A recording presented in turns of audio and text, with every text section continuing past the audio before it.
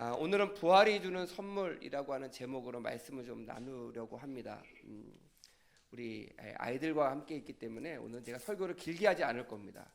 그러니까 짧게 또 이렇게 집중해서 잘 들어주셨으면 좋겠는데요. 예수님께서 십자가 달려 돌아가셨다.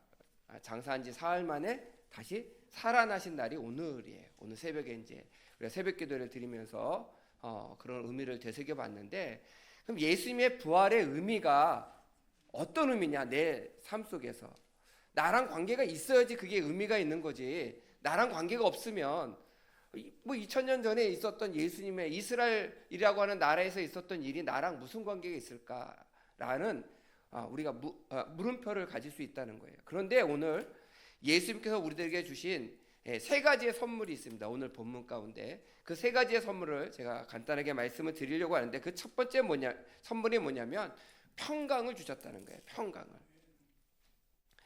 예수님께서 우리들의 마음 가운데요, 이 평강의 마음을 주셨는데, 이 평강의 마음이 굉장히 중요합니다. 왜 이 평강의 마음이 중요하냐? 제가 몇 년 전에 온몸에 자꾸 두드러기가 심하게 났어요. 참 신기한 거는 자고 나면 깨끗한데 저녁을 먹고 나서부터 두드러기가 올라오는 거예요. 밤새도록 긁다가 너무 가려우니까 잠도 제대로 못 자고, 그러다가 새벽기도 드리고 와서 집에서 잠깐 눈 붙이면 그때 자고 일어나면 또 두드러기가 다 들어가요. 병원에 갈 때는 깨끗한 거예요. 그리고 저녁 먹고 나서 조금 있으면 이제 온몸에 또 두드러기가 올라와요. 그렇게 한 달 정도 넘게 생활을 하니까 삶이 제대로 되질 않더라고요. 그래서 병원을 갔어요. 일찍 갔으면 참 좋을 텐데 저도 금방 날 줄 알고 견디다 이렇게 보다 보니까 한 달 가까이 돼서 병원을 갔어요. 병원을 갔더니 선생님이 저를 피부를 딱 보시더니 깨끗하네요. 아침이 되면 늘 깨끗했으니까. 그래서 제가 저녁이 되면 두드러기가 다 올라온다고, 그래서 선생님이 그렇게 이야기하실 것 같아서 제가 휴대폰으로 다 찍었다고 해서 찍은 사진을 보여드렸어요. 근데 저녁에 이렇게 진짜 올라오네요. 네, 이렇게 올라옵니다. 근데 왜 아침에 깨끗하네요? 아니, 제가 그걸 물어보러 간 거지. 의사 선생님이 저한테 물어보라고 제가 간 건 아니잖아요. 그래서 제가 모르겠어요. 근데 아침에 자고 나면 깨끗한데 저녁만 먹으면 이래요. 그랬더니 선생님이 저녁에 뭘 먹니에요? 그래서 매일 다르죠. 혹시 음식에 알러지가 있냐요? 음식에 알러지가 없습니다. 그랬더니 한참 선생님하고 얘기하더니 선생님이 다 고민 하시더니 저한테 아주 진지하게 얘기를 하시더라고요. 목사님, 네. 그래서 뜸을 들이세요. 그래서 좀 겁이 나가지고, 왜요? 그랬더니 스트레스예요. 그러더라고요. 스트레스예요. 그래서 제가 선생님 얘기를 딱 듣고 그렇게 물어봤어요. 원인을 모르면 다 스트레스인가요? 그랬더니 그 선생님이 그러시더라고요. 네, 맞아요. 그렇게 얘기하시더라고요. 네, 맞아요. 그래서 제가 그랬어요. 아니, 목사가 무슨 스트레스가 있어요? 선생님, 저 스트레스 없어요. 그런데 제가 스트레스가 있었더라고요. 사람의 이 마음이 괴로우면요, 그 괴로움이 심해지다 보면 어떻게 해요? 육체로도 나타난다는 거예요. 우리가 죄의 죄책감이나 죄된 것, 죄를 지어서 내 마음이 괴롭고 힘든 것, 내가 악을 행해서 이러면 안 되지 하면서 계속 잘못된 습관, 나쁜 습관으로 계속 죄를 짓는 일들이 반복되다 보면 우리의 마음도 병들지만 우리의 육체도 병들 수 있다는 거예요. 그런 우리에게 오늘 예수님께서 십자가 사건을 통해서 우리에게 주신 은혜가 무엇이냐? 선물이 무엇이냐? 우리들 마음이 평강하기를 원하셨어요. 오늘 제가 그냥 드리는 말씀이 아니라 19절 말씀에 보게 되면, 우리 19절 말씀 다시 한번 봉독하도록 하겠습니다. 19절 말씀 시작.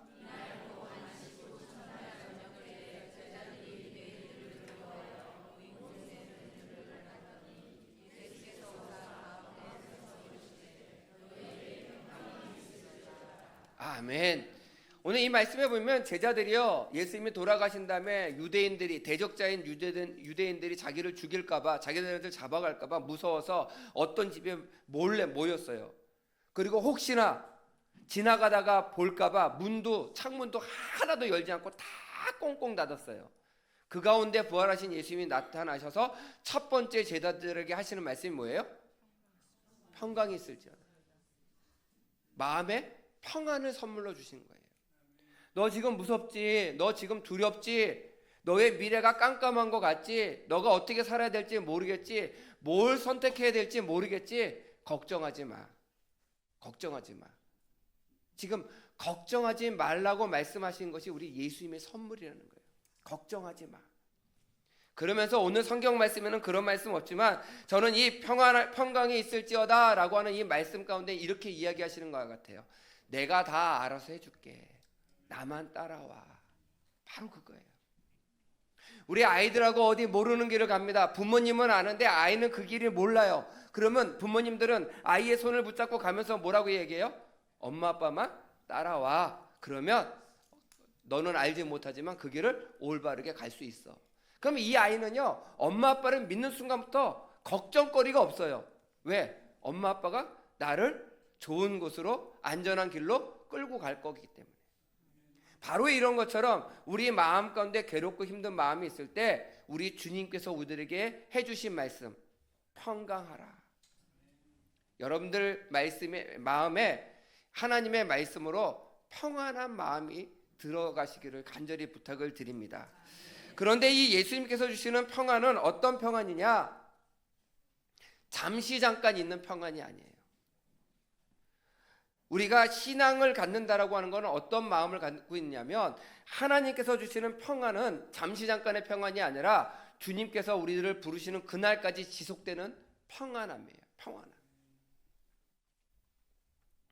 상황은 평안한 게 없습니다. 나쁜 상태는 그대로 지속됩니다. 그런데 부활하신 예수님을 만났어요. 경험했어요. 신앙의 체험을 했어요. 그러면 바뀐 환경이 하나도 없어도 걱정이 안 되는 거예요. 다른 사람들이 이렇게 이야기합니다. 아니, 당신은 걱정할 게 참 많아 보이고 지금 형편이 걱정해야 되는데 왜 걱정하지 않아? 걱정하지 않는 이유가 뭐예요? 부활하신 예수님을 내가 믿기 때문에. 그분이 내 마음 가운데 평안을 주셨기 때문에. 그것을 믿기 때문에 우리의 마음 가운데 그 평안을 주신 그 선물을 잘 받으시기를 간절히 부탁을 드립니다. 어느 심리학자가 그렇게 이야기하더라고요. 우리가 걱정하는 것의 80%는 아무리 걱정을 해도 바뀌지가 않는데요. 근데 걱정하고 있어요. 그럼 나머지 20%는 걱정해도 되느냐? 그 중에 5%는 걱정을 열심히 해도 내 힘으로 바꿀 수 없는 거래요. 그러니까 다른 사람의 협조가 필요한 거래요. 그럼 15%는 내가 열심히 하면 바꿀 수 있느냐? 그것도 아니라는 거예요. 내가 정말 걱정하고 막 걱정해가지고 바꿀 수 있는 진짜 걱정은 5% 정도밖에 안 된대요. 그럼 나머지 90%는요 내가 아무리 걱정을 해도 바꿀 수가 없는 거예요. 그래서 오늘 예수님께서 부활하셨는데 그 부활하신 예수님을 여러분들이 만나셔서 여러분들이 가지고 있는 걱정의 95%를 다 잊어버리시기를 부탁드려요. 그러면 5%만 걱정하느냐? 아니에요. 5%도 주님께 맡기시길 바랍니다.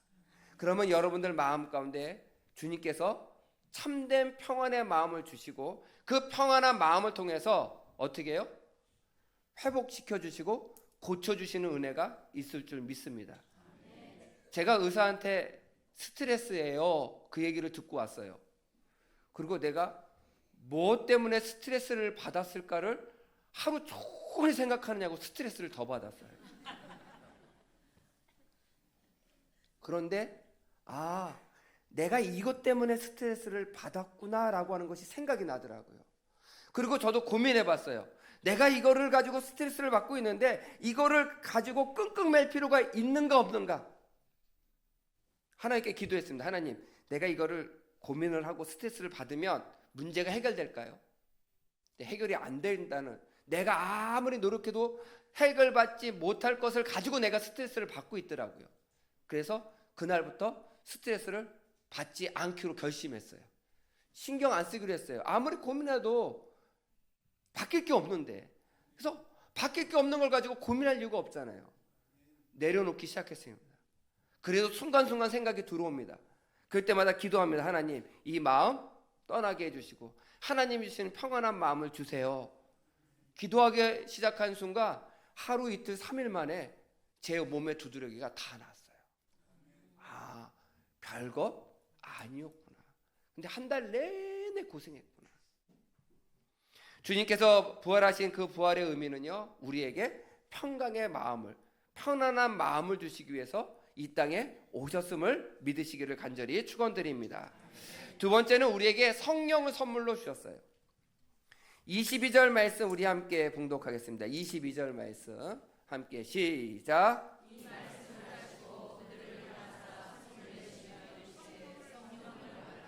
아멘. 예수님께서 말씀하시는 거예요. 제자들에게 성령을 받으라.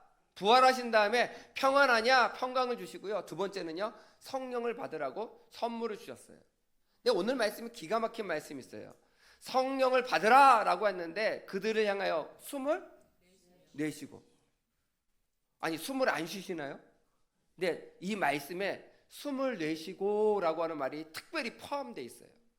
이 말씀은, 숨을 내쉬고 라고 하는 이 말씀은 하나님께서 인간을 처음 창세기 말씀에 인간을 만드실 때에 흙으로 빚으신 다음에 그 코에 생기를 불어 넣으시더라, 불어 넣으시다라고 하는 말과 같은 의미를 가지고 있어요. 숨을 내셨다.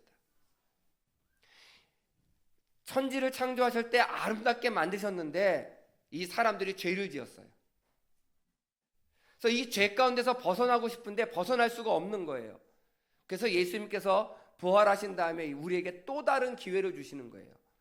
다시 한번 우리에게 생명의 숨을 내쉬시면서 우리에게 성령을 받으라라고 말씀하고 있는 거예요. 그래서 우리가 성령을 받기만 하면 어떤 은혜가 있게 되느냐? 죄 가운데서 자유로운 그런 존재가 된다라고 하는 거예요. 오늘 우리 23절 말씀 우리 함께 봉독하겠습니다. 23절 말씀 시작.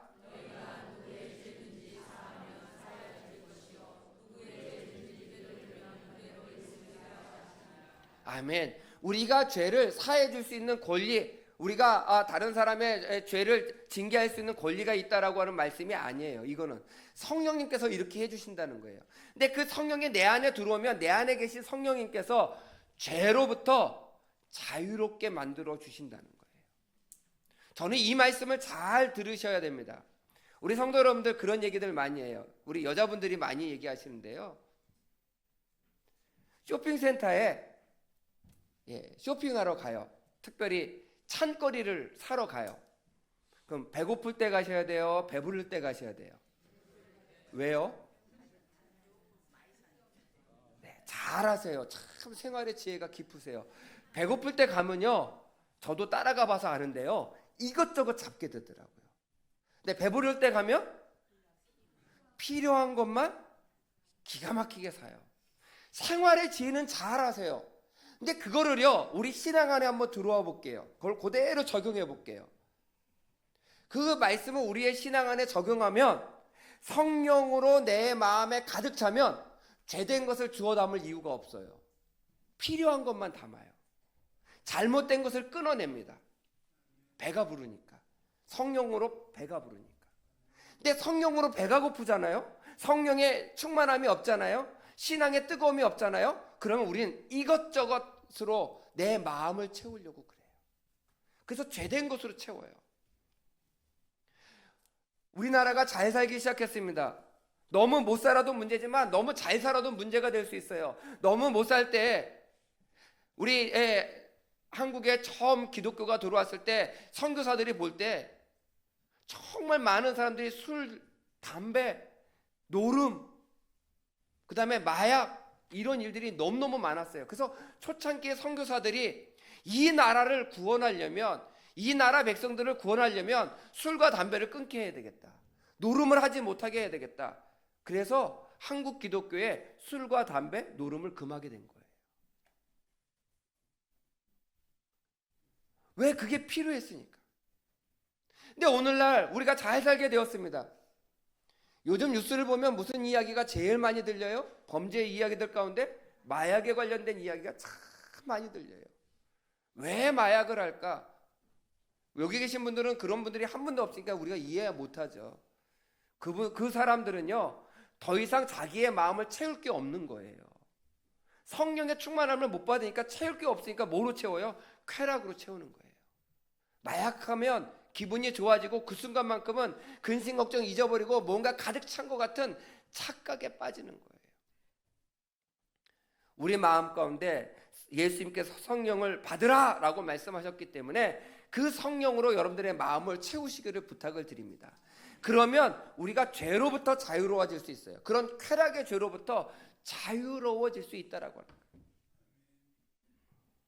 예수님께서도 마찬가지입니다. 성령의 은혜를 받으신 다음에 광야로 내몰리셨어요. 그리고 그곳에서 40일 동안 금식하고 기도할 때 사단이 와서 예수님을 3가지로 시험합니다.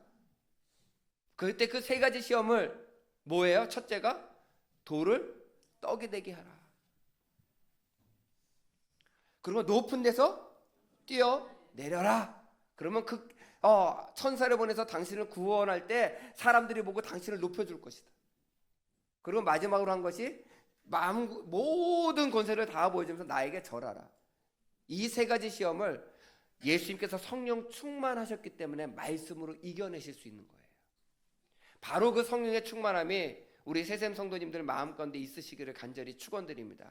그 충만함을 가지고 우리가 살아갈 때 주님께서 이 세상에서 죄로부터 자유로워지는 은혜를 누릴 수 있게 된다.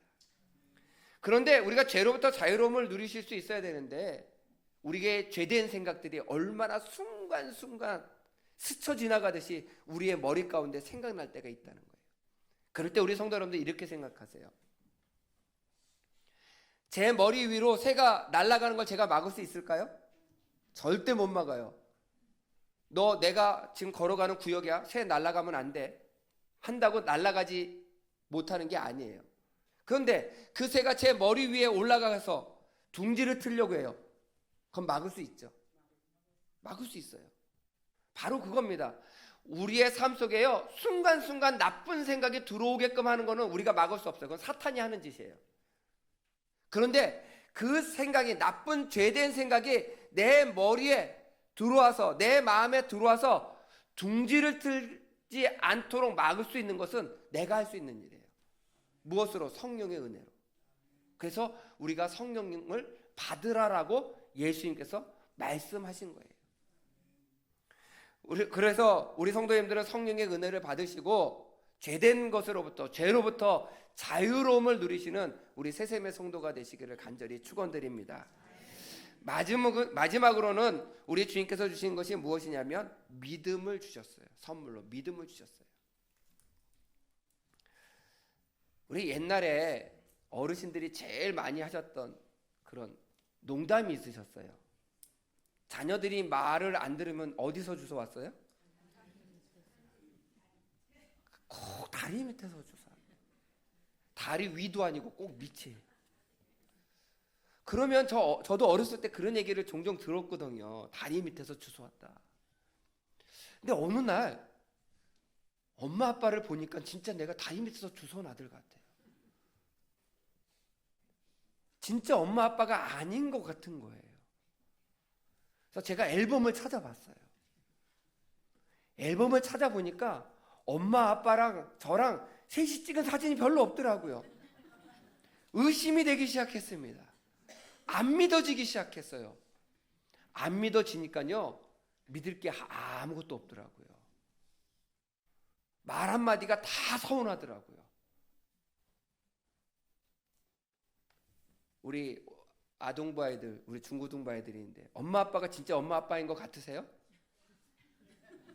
대답을 안 하네요. 네. 아유, 최고예요.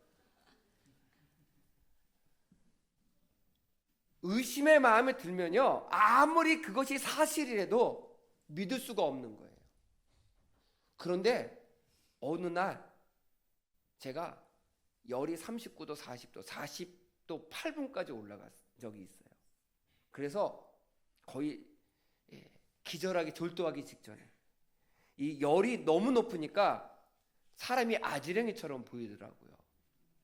근데 저희 어머니하고 저희 아버지께서 밤새도록 저를 간호하시고 하시는 말씀, 또 열나는 저의 머리 위에 손을 얹으시고 기도해 주시는 기도 소리가 정말 이게 꿈꾸는 건지 실질적인 건지도 잘 구분하지 못하는 그 상황에서 들리는데 정말 구구절절 나를 정말 사랑하시는구나 라고 하는 것을 깨닫게 됐어요. 그 고열이 일어나는 가운데. 그리고 그때부터 제가 의심하지 않았어요. 우리 엄마 아빠 맞구나. 의심하지 않고 난 다음부터 어떤 일이 생겼냐? 야단을 쳐셔도 누구예요? 우리 엄마 아빠인 거예요. 때로는 혼내시더라도 또 때로는 체벌을 하실 때도 있으시지만 나를 사랑하셔서 그렇구나 내가 믿기 시작하니까 받아들일 수 있게 되었다는 거예요. 오늘 우리 신앙이라고 하는 게 그런 겁니다. 내가 믿어야지 해서 믿어지는 게 아니라 어느 날 하나님께서 믿을 수 있는 계기를 주세요. 믿음은 내가 노력해서 믿는 게 믿음이 아니고요. 하나님께서 계기를 주셔서 그 계기를 통해서 믿게 되는 게 믿음인 거예요. 오늘 예수님께서도 마찬가지입니다. 하나님의 말씀을 믿게끔 하셨어요. 오늘 이 성경 본문에 나오는 도마는 못 믿었어요. 믿을 수 없다는 거예요. 난 못 봤다. 내 예수님 손가락에다가 그 못자국 난 거 손가락에 넣어보고 얼마나 잔인해요. 못자국에 손가락을 넣어본대요. 옆구리에 창자국인데 거기다 손을 넣어본대요. 아니 이렇게 못된 죄자가 어디 있어요. 근데 예수님이 딱 나타나서 넣어보라는 거예요. 만약에 제가 예수님 같았으면 확 이랬을 텐데 우리 예수님은 사랑이 많으셔서 넣어보라고 하시잖아요. 그러니까 이 도마가 아닙니다. 제가 잘못 생각했습니다. 예수님 믿겠습니다. 계기가 필요한 거예요. 계기가.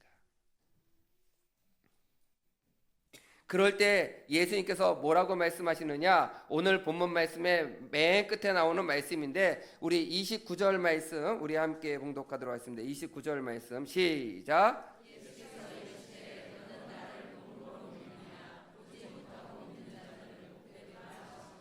아멘.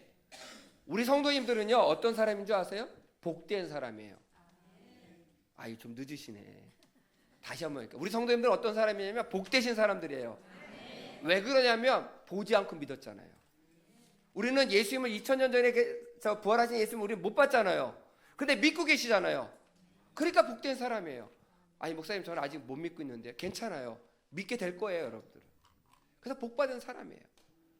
부활하신 예수님을 오늘 우리의 삶 가운데 기도하는 가운데 예배를 드리는 가운데 어떤 계기를 통해서 믿어지는 은혜가 있게 돼요. 예수님께서 그걸 선물로 주셨어요. 보지 않고 믿는 사람도 많이 생길 거라고 하시는 말씀이에요. 그렇기 때문에 우리는 보지 않고 믿는 사람들이에요. 복된 사람이구나. 주님 나는 주님을 아직 만나지 못했지만 주님을 경험하지 못했지만 주님을 믿을 수 있는 믿음을 내 마음 가운데 주세요. 그러면 그 믿음의 마음이 어느 날 생기기 시작하면 믿음의 마음을 가지고 성경을 보고 믿음의 마음을 가지고 예배를 드리고 믿음의 마음을 가지고 기도하기 시작하잖아요. 그럼 다 믿어질 거예요. 의심의 눈을 가지고 보면요 다 의심될 거지만 믿음의 눈을 가지고 보면 다 믿어질 거예요. 그래서 제가 전에 설교 드리면서 그런 말씀 드렸어요.